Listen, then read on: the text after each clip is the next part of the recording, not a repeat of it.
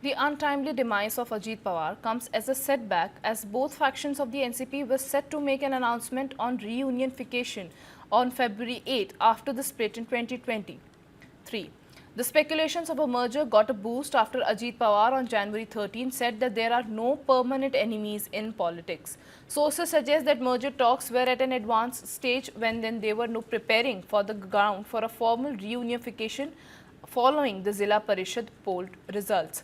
According to NCP sources, Ajit Pawar himself was going to make a major announcement regarding the merger of the two NCP factions after the district council elections result.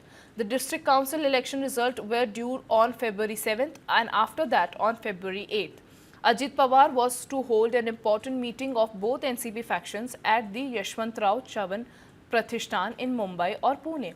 Meanwhile, Ajit's sudden death has left a political vacuum as he was a towering figure in Maharashtra's politics.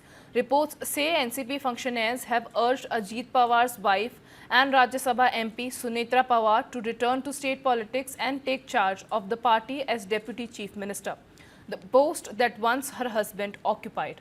According to sources, party seniors including Working President Praful Patel, State Chief Sunil Tatkare and Cabinet Minister Chhagan Bhujbal met Sunetra Pawar at her residence and requested her to join the Mahayuti government and lead NCP's Ajit Pawar faction.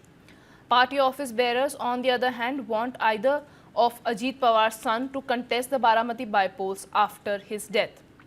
Sunetra Pawar lost to her sister-in-law Supriya Sule in the 2024 Lok Sabha elections in Baramati as well.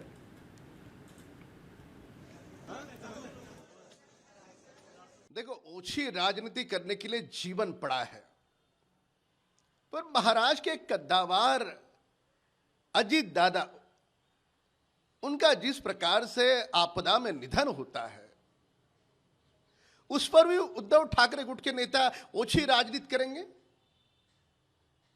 क्या हो क्या गया आपको? उनके इस दर्दनाक मौत के बाद जब अखबारों में उनके प्रति संवेदनाएं प्रकट हुई तो उस पर भी आपत्ति जता रहे। क्या कारण है?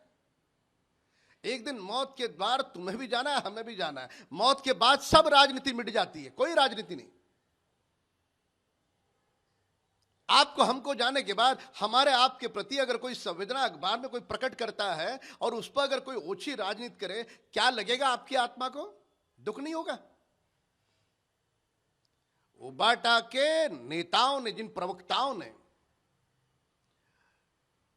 स्वर्गीय अजीत दादा की मृत्यु के पश्चात जो अखबार में जो एड आई संवेदना प्रकट करने की, उस पर जो आपत्ति जताई है वो निंदाजनक है। वह आपत्ति, करोड़ों करोड़ों लोग अजीत दादा को चाहने वाले हैं। यह महाराष्ट्र की बहुत बड़ी क्षति है। मुझे नहीं लगता है कि ये समय है ये चर्चा के लिए। कोई स्पेक्यूलेशन में न जाते हुए फिलहाल परिवार को शक्ति दे, यही हमारी सोच है। जहां तक अंदरूनी मामला है एनसीपी का, पॉलिटिक्स तो हमेशा रहेगा, लेकिन इसका भी समय रहता है। फिलहाल उनको कंडोलेंसेस।